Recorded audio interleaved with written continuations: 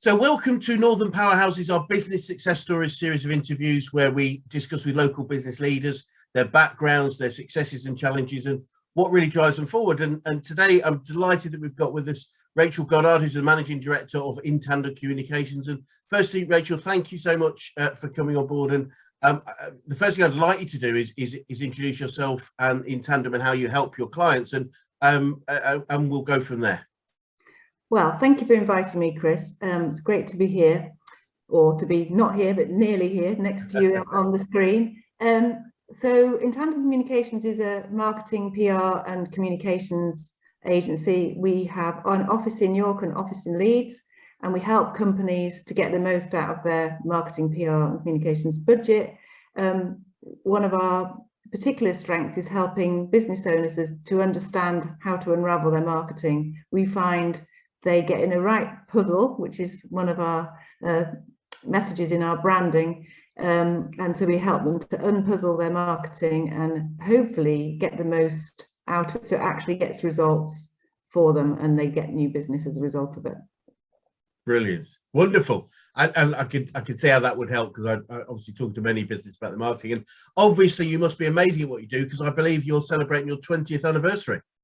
Yes, we are celebrating our 20th anniversary this year, which seems amazing when I think back over how much it's changed over the last 20 years, but also, you know, it is quite good to stop and think, blimey, I've been doing this for 20 years, and actually to celebrate it, because you could just let it go by. And I'm sure there's lots of business owners who would agree, you know, you get your head down and you don't think about celebrating. And I think celebrating anything in business is really important, and my team very much behind me on, you know, making sure we do celebrate things sort of on a daily, weekly, and in a 20-year cycle as well.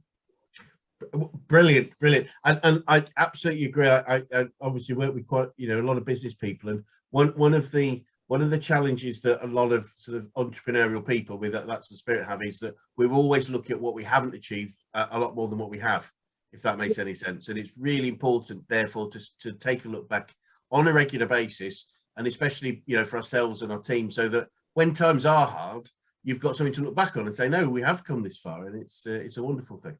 I think it's a really important aspect. One of the things I've really learned about mindset is that celebrations are a really important part of helping you to keep a positive mindset, because like you say, we do very much rush on to the next thing. And so it's actually something we've introduced into our team, not just because of our 20th year, but we've been doing this for quite a long time now. We start team meetings with what is our celebration and for the month, or celebration for the week. And then we finish our week with a celebrating success Zoom huddle, actually, because we're all online normally on a Friday afternoon. And it's actually really amazing what comes out. So one of my team takes the meeting, and I don't talk until they ask me to talk, basically. And it's really interesting what they talk about, because I'm like, oh my goodness, I never thought that was like a major success for you. But it could be something like, I managed to learn a new thing, or I managed to get these slides done and out. And so it's that feeling of satisfaction. So it's a really good way of kind of motivating, knowing what motivates them, but also what motivates, you know, how to motivate people in the future, but also them sort of celebrating their own success and feeling good, especially at the end of the week. Absolutely. What a great way to finish the week on a high, and be looking forward to the one. Yeah, no, that's wonderful. It is so important to give us that lift and boost. And there are so many, as you said, so many things to celebrate. Well, yeah. And I think also human beings tend to be a bit negative, like we are programmed to be negative. And this is another thing, you know, I've learned about mindset, is that we have to work hard to stop our minds from flitting to the kind of survival mode, which is a negative thinking, you know, the dinosaur brain, or the fight or flight that can happen when we've got stress. Yes, we tend to awfulize things. We always tend to see Yeah. You know, be looking for the danger, and it is true, you know, just not just in general, but especially I think for business owners, especially when we get to that sort of establishment and survival phase, it is all about survival. So there is a lot of fear. There is, you know, every decision could be the last. You know, we've got to watch every penny we invest in, and you know that's sensible at that point. But as we grow, we actually do need to develop that sort of more positive mindset of growth. If we're growing, how do we sustain it? What do we need to invest in to do so? Yeah, and I mean, I know personally from experience that, you know, growing a business and delivering your vision of whatever it is, doubling your turnover, whatever, is really hard to do, because and keeping that positive mindset, because you could lose a client, you could lose a member of your team, which happens to all of us. But it's like, how do you get yourself back on track and keep that vision? Because I was talking to someone the other day and they said to me, when I was having a bit of a wobble, they said, do you know, these things are going to happen. You've just got to think, oh, it's just a blip, rather than, oh my God, what a disaster. This is a nightmare. So I think looking at the positive side, rather not just being positive, but actually finding things to be positive about, helps you realize that you are making progress, and also helps you to build on that success rather than going down in a negative spiral. And I think mindset for business owners is a massive deal. Having been through 20 years of the business owner mill, I can honestly say, you know, I don't know everything, but I have learned a lot about how to manage your mind. Brilliant. No, I completely agree. I was told a long time ago that, you know, the job of a business owner primarily is to solve problems. You know, that is our job. It comes with the territory. And so, you know, if we don't like problems, we probably shouldn't be in business. And what I've come to learn even further from that is that problems normally arise as we grow and change. So problems are often an indicator of growth. So it's almost that they should be welcomed. They didn't feel like that at the time, let's be honest. But if you know, solving problems probably means we're growing. Yeah, and that's something as well. Like, you could reframe a problem, couldn't you, into a gift? So like, that's something I've learned probably in the last 3 years, that actually it's better to not avoid the problem, but actually think of it as a gift. Because what does that tell you? You know, what do you need to do? What is actually the truth behind that problem? Because sometimes you're running away from something, or you're not dealing with something until it becomes a problem. And actually you're better to think, right, what is this problem telling me? What is this challenge? How am I going to deal with this so that we come out positively, rather than either running away or hiding from it, which I see. I know I did that myself, and I know I probably still do it too, but I know that I do check in with myself and think, am I dealing with this problem, or am I running away from it? And I see other people in my team kind of running away from things, and think, well, let's talk about this, because otherwise it will become a problem. Yeah, we often say we've got a phrase about problems on planet Earth. I mean, if you imagine the Earth, if we run away from a problem, if you run all the way around the Earth, you actually come back to it, and it's probably bigger. And you can't get away from them. They don't disappear by themselves. No, that's really good and really good analogy. Thank you. So be good to know a little bit more about your background, how you got into business, and why this particular one. Yes, so I do have quite an interesting, maybe I think it's quite interesting, odd background for what I do. So I have a degree in agricultural science, and so that's quite a broad science degree, basically, and that's how I started in business. And then I wanted to move. I was working in London helping to export grain, which actually I did really enjoy, and I liked the industry that I was in, but I needed to move to Yorkshire for kind of personal reasons. So I came here, and there was no businesses like there are now, no bioscience Yorkshire, no kind of DEFRA, or what do they call themselves now? One of those local, all of the big agricultural sort of businesses that are now based in Yorkshire. And so unfortunately for me, so I ended up going into construction and worked for a company called Shepherd Construction. So that did actually really interest me, because having a science background, you know, there's lots of engineering and construction. So I got to know the building industry really well. and learned how to do marketing in a company. It's basically business to business marketing, having already been communicating in London to farmers and things. So, but I really found that my strength when I was in London was communications, and I found that really interesting, having although I had already done some sales in another role. And so yeah, and then I did 10 years in construction and decided to start my own business when I had my first child, because it gave me more flexibility. Brilliant. And I could work from home theoretically. At the time, we had dial-up broadband. I still live in a rural area. We have just a bit better than dial-up broadband now, but I had well, we didn't have broadband, it was just dial-up, wasn't it? And so that's how I started my business. And my vision was to provide the PR marketing service that I felt like companies needed, that I didn't feel like I got when I talked to an agency, a traditional kind of agency. Yep. And so I wanted to set up the business that I would have liked to have employed, basically, when I was working in-house in construction. And so I'd had seen some good ones and some not so good ones. So I, learned from what I wanted to learn, the good ones. And so Intandem was born, and I called it Intandem because I wanted to work in tandem with other businesses rather than just on projects. And actually it's exactly the same vision today.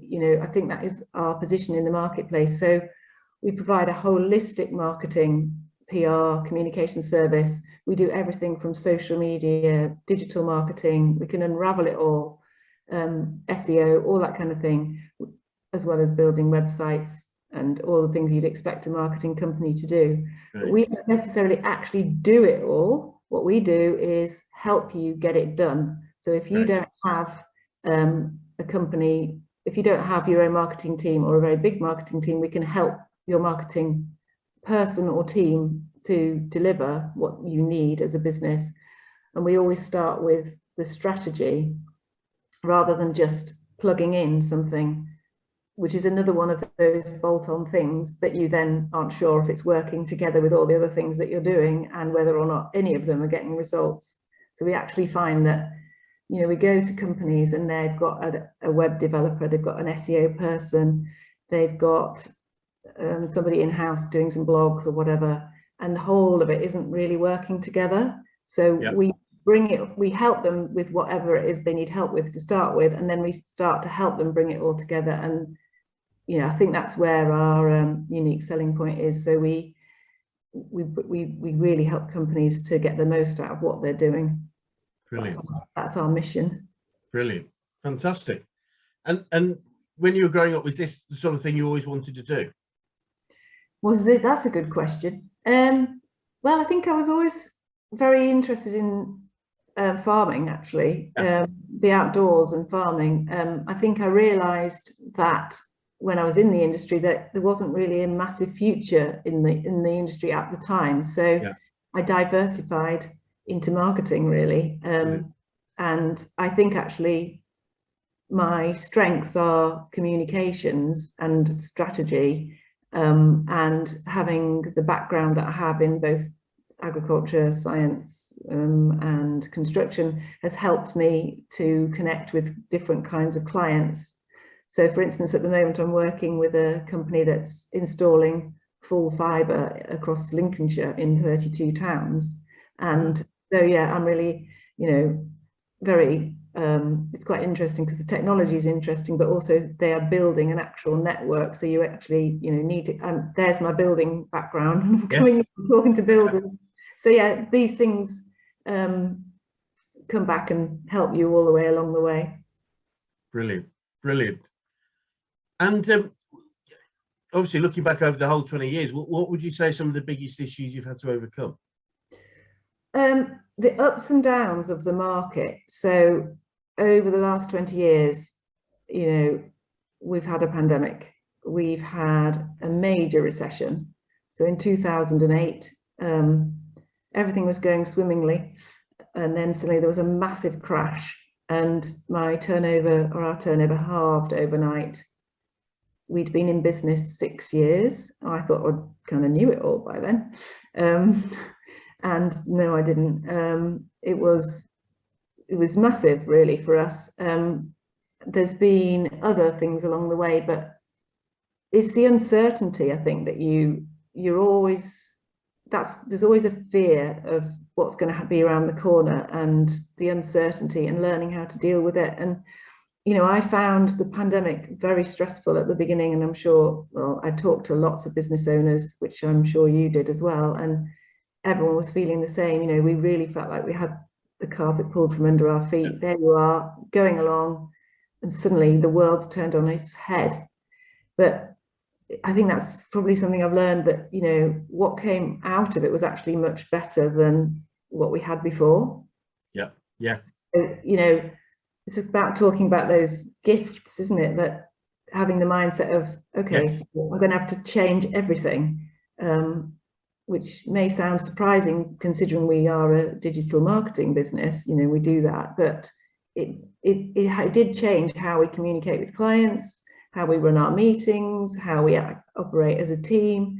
And since then, the business is just basically unrecognizable in terms of how we manage the business. And it was a massive opportunity in the end to streamline everything, and kind of we emerged stronger, and, well, I call it leaner, fitter, stronger. That's what we emerged. And it's been a great opportunity since the pandemic to use that strength that we have now. It's interesting. You obviously we talking then and a little earlier about seeing problems as gifts, and I'm told, and I must check this out, that one of the Chinese dialects, the symbol for problem has two parts, and one part is challenge and the other part is opportunity. And I think, you know, and I think it's been very true through the pandemic and various other things, is if the problem we've got is industry wide, then there must be an opportunity in that too. So if everyone's locked down, then that means there's still, you know, or if everyone's in the same case, there must be an opportunity in that. So rather than sit in the camp of, oh dear, this is terrible, into, well, okay, if we changed it, how great would it be? Not easy. I think it was so interesting as well, because working in marketing, you know, you see, you can measure especially digital marketing, you can measure the results. You can measure social media hits, and you can measure, you know, how many people are clicked through a digital advert. And we were working for a property developer during that period, and this property developer chose to keep investing in their marketing because they could see that they were going to emerge with sales for their properties, because the government kept them all working. And that was a wise decision, because there was a much bigger audience online, all surfing, you know, looking. So their social media stats and their digital marketing stats went through the roof, and they, you know, so that was a wise investment. Plus, all the other thing is the big companies that had been advertising stopped their advertising budgets, which meant they got more bang for their buck, and they were like, God, this is amazing. So there was an opportunity for people. Yes. You know, and they could easily, being a small Yorkshire builder, have thought, oh, you know, cut our budget. And you know, it was probably quite a brave decision, because they didn't know that was what was going to happen. But yeah, it was interesting to see what happened in that kind of situation, because they had a positive outlook. Yes, I remember talking to a few people on that same note, saying, look, a lot of people are bound not to be marketing now, so let's, you know, so our marketing pound is going to be worth way more if we choose to invest. It is a risk, because you don't know exactly what the market's going to do, but you know, it will get better coverage and better return right now than it would have done when things were fine. Yeah, very interesting. So what I'm interested to know what some of the most important things you've learned in business over this period. Oh God, where do I start? Well, it's very difficult to imagine what it was like then, and the culture of being in business and the leadership skills you've needed to have changed beyond recognition. And you know, I have changed as a person as well, which is probably a good thing. But so what have I learned? I've learned a lot about leadership. I've learned what good leadership looks like. I've learned what not good leadership feels like and looks like. I've learned, one of the things I've learned is how to build a team, because that is a hard thing to do, a lot harder than you think. And, you know, people need a lot of support and a lot of help, especially when you're growing a young team. A lot more than you think, actually. And, you know, being a leader, you need to be very honest about where you are. You know, people can tell if you're not being honest. They respect you more if you're vulnerable as they are, and tell them how you're really feeling. And, you know, if you are in a pandemic and you're scared, well, tell them that and they'll help you get through it. So be real. Yeah, you don't have to be brilliant at everything. People are there to help you. If you ask for support, they will give you support. There's a big thing about community and working with other business owners. Like, a brilliant thing is how we all support each other, so we are all interconnected. And yeah, kind of, again, letting your guard down with them and being honest about where you're at and how can we work together. So I found amazing collaborations with people you wouldn't expect to. Also, other things that I've kind of learned more recently perhaps are things like, don't waste your time on somebody or something that's just not doing it for you. Like, follow what makes you happy, because you'll be better at it. If you don't feel right about somebody when you're interviewing them, don't employ them. If you don't like the feel of a client, don't work with them. You know, work with the ones that you do want to work with and really put your effort into them, and they will pay you back by being loyal. And it's all about relationships. If you can create a good relationship with people and they trust you and you trust them, then you can do amazing things together. But if you don't have that trust there, then, you know, you will hit problems. So you have to have that trust to be able to get through those difficulties and be able to be, you know, honest with them as they are with you. And I think that's really why we've become a stronger business, is because we don't, with the pandemic, we just didn't tolerate anything less than what we wanted. And I think now, you know, now that's where we're at, which is a great place to be. You need to be quite brave as well about making decisions. So brave, sometimes you have to be very brave about actually doing something that you think, I'm just going to give this a go for it. And sometimes I'm the only one in my business who's brave enough, and I just have to say, we're going to do it. So they all follow. Other times you're the one who has to stand back and go, no, that's a really bad idea. Let's not do that. But you know, oh God, well, what else have I learned? Loads of things I've learned. Well-being is another whole topic. So when we first started, even more recently, even in the last 5 years, mental health and things were not talked about. Personally, I struggled with mental health at times, like even before I started my business. And during the time that I started my business, it was a scary thing. And I probably was suffering from mental health problems, but I didn't know that. We didn't really know much about it, did we? And, you know, I think there were mental health problems in the past, but we just didn't talk about it. And I don't think there's such a massive increase that people think there is. I think that we just talk about it more and there's more of it. But I think well-being and mental health and, you know, how we manage stress, how we help each other is a really massively important part of being a business owner. So, you know, I want to create a business which people feel happy in and feel like they're progressing in, and also where there is an element where we take care of their well-being. And I don't mean giving them fruit on a Tuesday. I mean, or doing yoga classes on the Thursday, although we do them sometimes.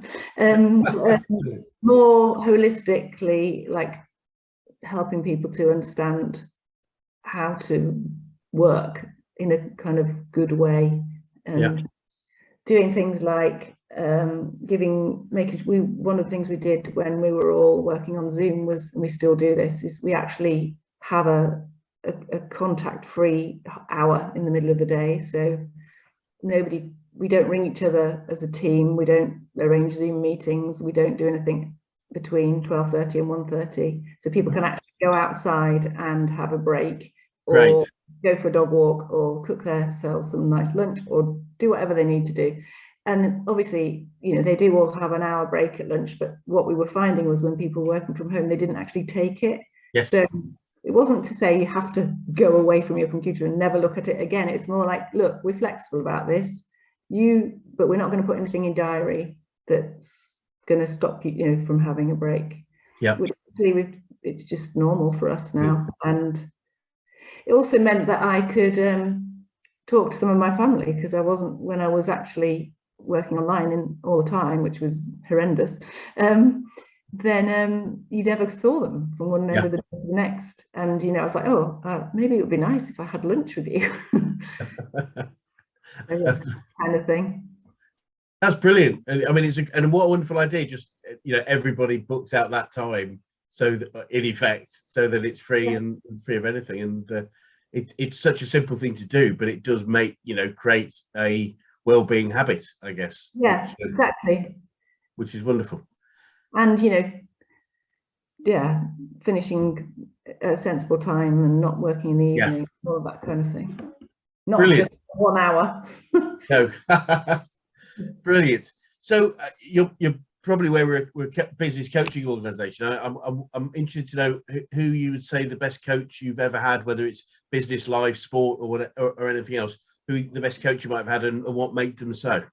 I've had loads of coaches, actually.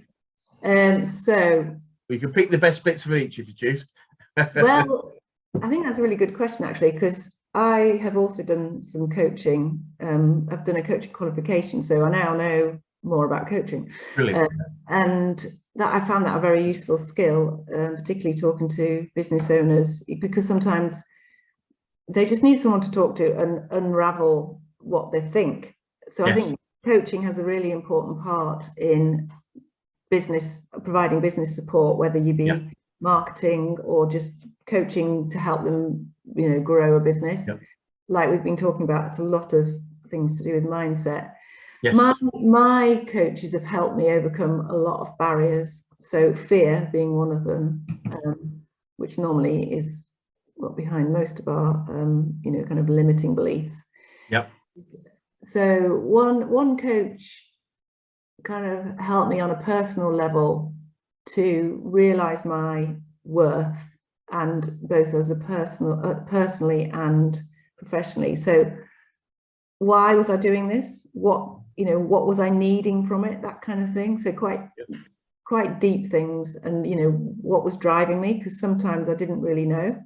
I do know better now what that is, and also making sure that I was doing the right thing for me, rather than just being driven down a path that I thought I should be doing, which is all about whether or not you think you're enough and all of that kind of thing.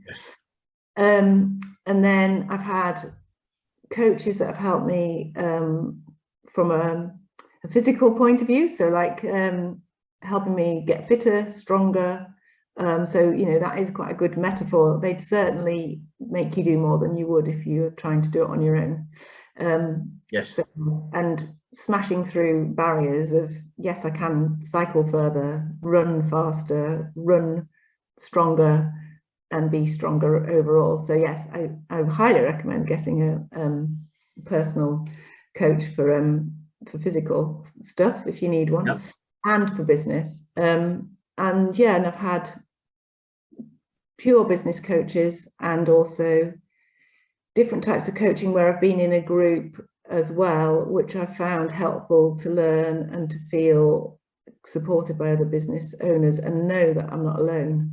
And in fact, I think I probably have my own personal network now. But when I first started, it's quite a lonely feeling starting a business, and having the support of a group of people or a person who can say, it's okay, I've been through that and it's all right, you'll come out the other side and these are your options. Yeah. Or what do you think is the right thing to do? Oh, it feels like you're doing the right thing. Yeah, get on with that, and make you accountable as well. Yes. I mean, there's the other thing about is I've got a coach at the moment, but why I have her is because it makes me accountable for the things that are on my too difficult to do list. So you have to turn up and tell them you haven't done it. That's the same as yes, no, I didn't stick to my diet, and no, I haven't been for any runs this week. Well, why not? You need to go and Absolutely justify why you haven't. So making you accountable, I think, is really important.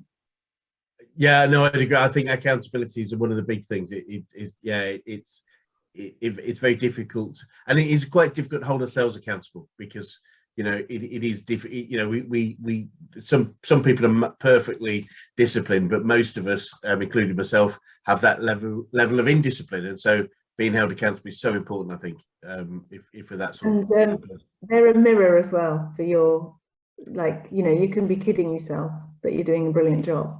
Yes. Be beating yourself up, one of those two things, and somebody else can say, look, actually you are doing a great job, or you know what, you need to really focus on that, otherwise you're going to be a right mess. You need those, I think. Brilliant. And have you picked up any favorite quotes or sayings along the way that you fall back on at regular times? The one that I always quote is do what you love and the money will follow, kind of thing. Yes. I don't know who actually quoted that, but it's basically what I believe in. That if you love what you do, then you don't really have to, and then it's not like work. Yep. And so follow your passion. And my son is just about finishing university, and he's been doing a placement year, and he's not enjoyed it. So I'm like, well, what have you learned from that? He's enjoyed it. He's learned a lot, but not all of it. And I'm like, he's like, well, I really want to do a job that I enjoy. And I'm like, well, that's a good lesson, because we'd be mad. Why would you spend, so many hours a week doing something you didn't enjoy? No, I agree. It seems crazy. Well, it is crazy. It seems crazy. I guess most people don't give themselves that choice of ultimately saying, well, what's the worst that could happen? I think we tend to awfulize it and say, well, I must do this because it's the only thing I know, or it's the only thing I've been trained for. Whereas, and I guess that's part of that sort of entrepreneurial business owner mindset of being comfortable taking a level of risk that probably most other people won't. Well, yeah, I think I've been lucky about being able to do that as well. But I also think, you only have one life. Work should be part of your purpose in life, not just a job. Now, I know not everyone can do that, but if you can think like that, it does help you to find the right kind of job. And if you can't do a job that you enjoy, at least enjoy working with the people that you're with. Make sure you have a good group of people around you, because at least that makes doing an awful job a bit more enjoyable. Yes, yeah, that's true. That's a good way of looking at it. That's taking a positive out of real negative there. So I'm impressed. Well, it's what you have to do every day, isn't it? Yeah. So make it as fun as you can. Absolutely. Yeah. However we can, let's make it fun, and find different ways to enjoy it. I think it's absolutely crucial in anything we do. So don't believe that you can't have what you want. So you can have what you want. You can create I am living proof that you can create the life that you want.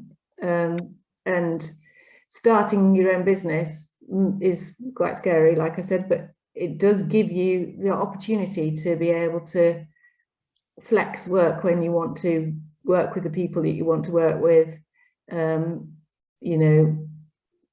a better work-life balance. But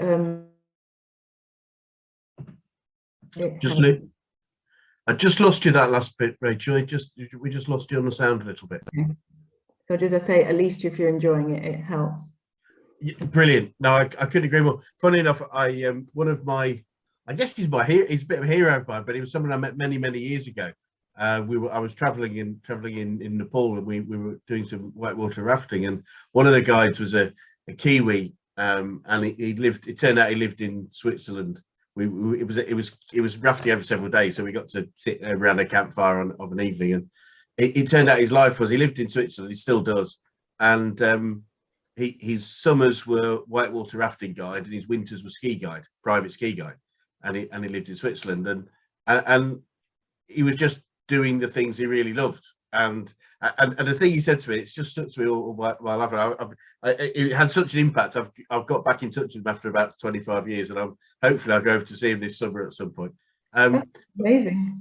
It was really cool. But he said, I said, "How did you get such a great life?" And he just said, "Well, Chris," he said, "at 16, when I was 16, my father said, listen, son, as you get older, you're gonna have to start doing things you don't want to do, because that's what growing up's all about." And he said, "No, I won't." And you know what? I never have. I know, and I do get where he's coming from, actually. Yeah. I think, yeah, a bit of a balance for me, maybe. But yes, I would have liked to have been a ski guide. Not sure about the whitewater rafting, but yeah. I mean, half of my family come from New Zealand, and I did a ski season in New Zealand, actually. And so, yeah, I get that. It just depends how much money you want to earn. But then, you know, money isn't everything. So, you know, do what you want to do.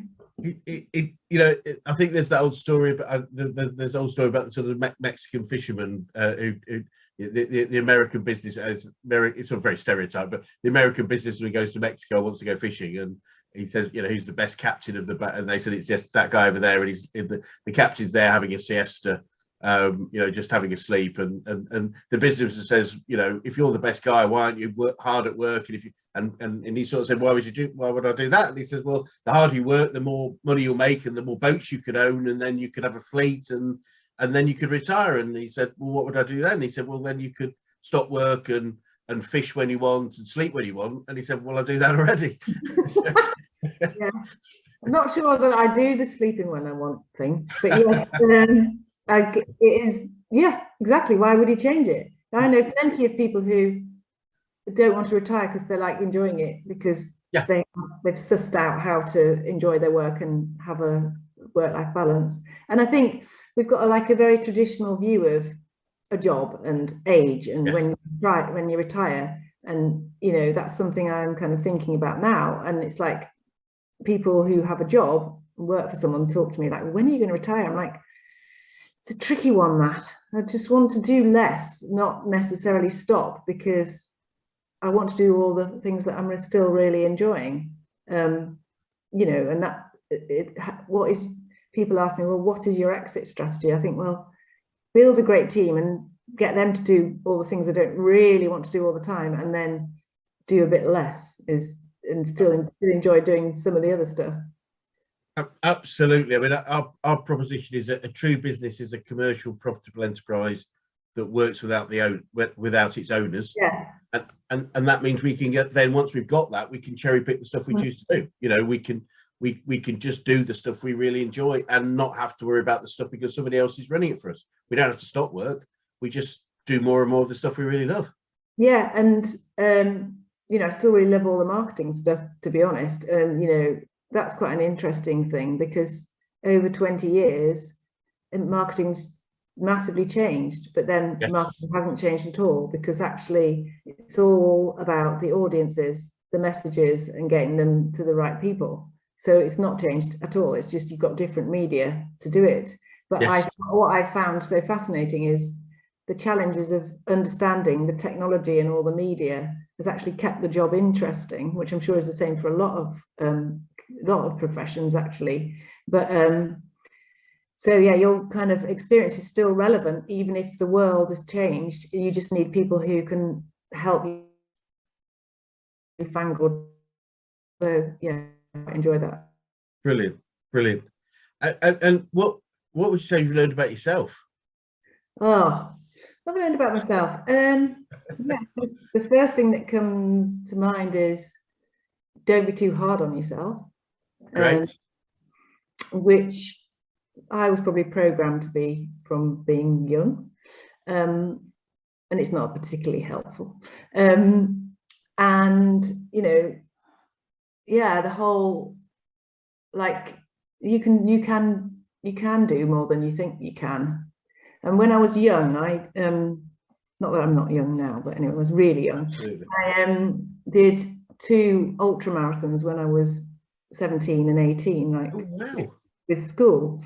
They were before they were invented, and I think and I broke the record the second time, and I think that, oddly, because it was done quite a young age, made me realize that I could do anything, really, if I put my mind to it. Yeah.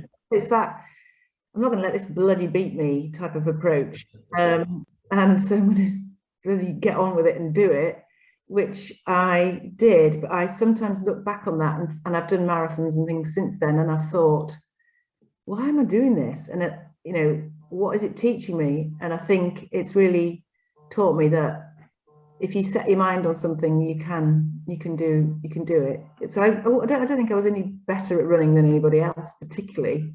I just was pig-headed enough to actually do it, I think.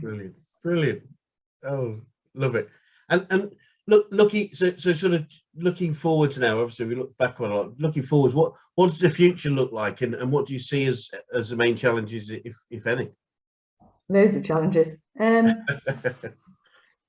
Yeah, but still building a team, like you said, the vision to take a step back in the business, and it's always been my quest to do that. So that, how do you do that? I think I've been learning that more and more, and getting braver about it, actually. So I'd say making that really happen now, and investing in my business, making sure I don't have a ceiling where I'm like, oh, I've got to that nice comfortable level of, I feel this feels good. Actually, how do I take it one step further so that we are a bigger business and have more profitability in the business, so more people can get what they need out of it as well, so that then I can take a step back. That's really where I'm at the moment. Yeah, so there's always challenges. Brilliant. Yeah, but challenge is what's growth. Challenge is growth. So it's great. It's great to hear. And what would you say to anybody that was thinking of going to business right now?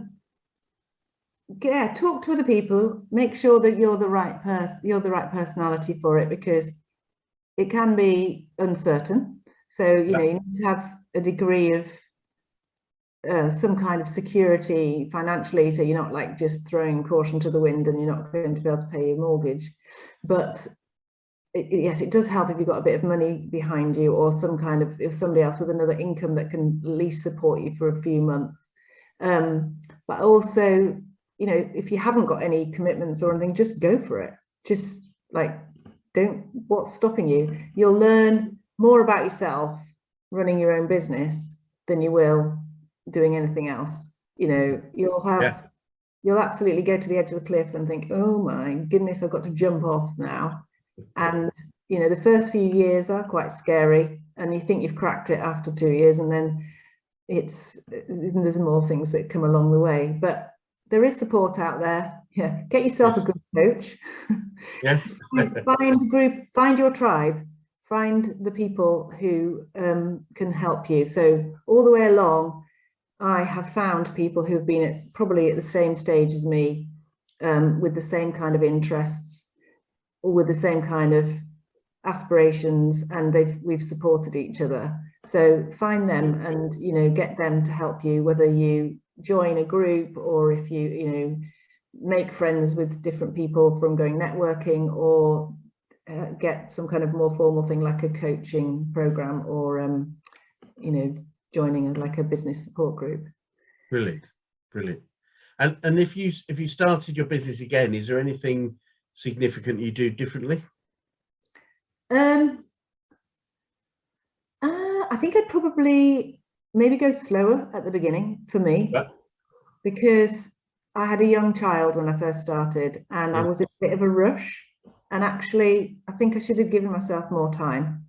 So I would probably have had more confidence in the fact, that I could have a bit of a break, because I did have a job before, and just go when I was ready to go rather than rushing it, which I think would have been probably better for me, in the end. But you just don't know what you learn, don't you? Yeah. And the other thing was, actually at the time, I started off as a sort of, kind of starting off as a marketing freelancer with a very small, and actually the business became way more successful than I ever anticipated.